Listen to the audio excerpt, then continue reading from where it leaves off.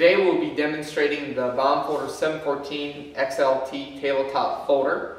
We'll be using a standard 8.5 by 11 20-pound copier paper, and we'll be letter folding it.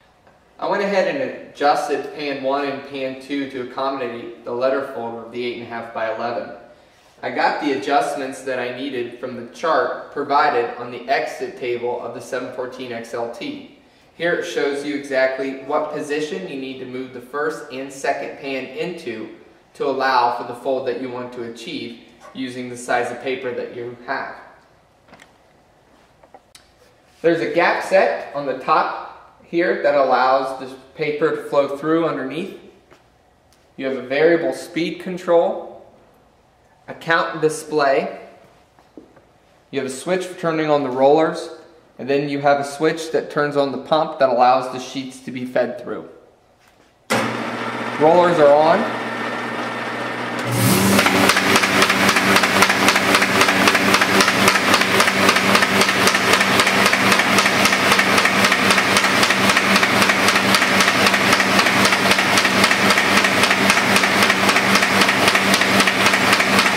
The finished product comes out shingled nicely on the exit tray conveyor.